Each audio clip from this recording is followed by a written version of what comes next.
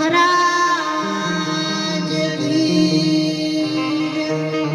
दौलतराम महाराज की, गरबा गिरनारी महाराज की, पधारेला हरिगुरु संतनो, बोलो नरभेराम महाराज की, कृष्ण कन्हैया लाल की जय।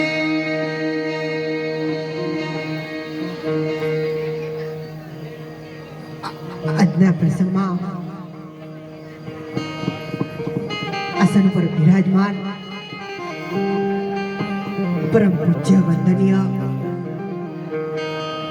બ્રહ્મ જ્ઞાની બ્રહ્મ ક્ષત્રિય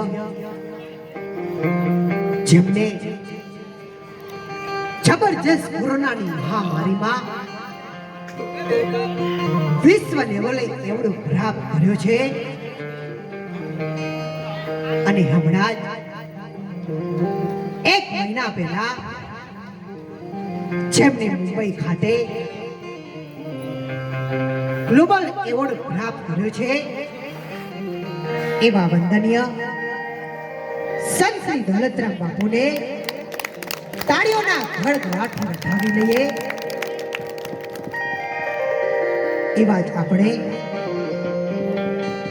સરસ મજાના પાઠનું આયોજન કર્યું છે એવા મહારાજ શ્રીને પણ તાળીઓના ગડગડાટથી વધાવી લઈએ। બાજુમાં બિરાજમાન સીતા માતાજી અમારે નરભેરામ મહારાજની જગ્યામાંથી પધારેલા વંદનીય મહારાજ શ્રી મગનભાઈ પટેલ અને એવો સરસ સાજિંદા મિત્રો અને અમારે લેમનસિંહ ભાઈ અને રમેશભાઈ પ્રજાપતિની સારી એવી ટીમ છે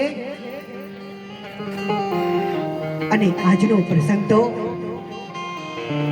રામદેવપીર મહારાજના 33 જોતના પાટોત્સવના નિમિત્તે જ્યારે જેમના અંતરમાં સંતો માટે દેવી દેવતા માટે પૂર્ણ ભરોસો છે એવા પધારેલા સોસાયટીમાંથી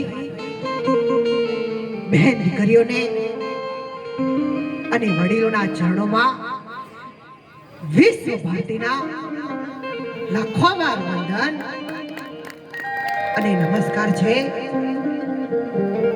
જ્યારે આપણે ખૂબ જ પુણ્ય કર્યા હોય તો જ આપણને પાઠના દર્શનનો લાભ થાય છે। ત્યારે આપણને સંતોએ કહ્યું છે કે જો આપણે ખૂબ જ પુણ્ય કર્યા હોય તો જ આપણા મોઢે સંતોની પધરામણી થાય અને એનાથી વધારે કહીએ તો પરમાત્માના નામનો સત્સંગ થાય। અને જેમને સરસ પ્રસંગનું આયોજન કર્યું છે એવા અમારા કનુભાઈ અને એમના પરિવારને પણ તાળીઓના ગડગડાટથી વધાવી દઈએ। જ્યારે સંતોની અમૃત વાણીથી મનખા જન્મ કેવી રીતે સફળ બનાવો એ સંતો આપણને શીખવાડે છે। જ્યારે આ કિનારાના ડાકુને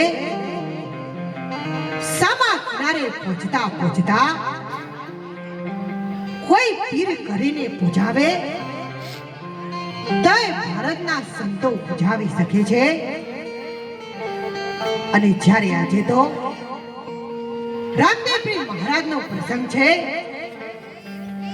તો રામદેવપીર મહારાજને યાદ કરી લઈએ અને ત્યારે આપણને વચન વાણીમાં પણ સમજાવ્યું છે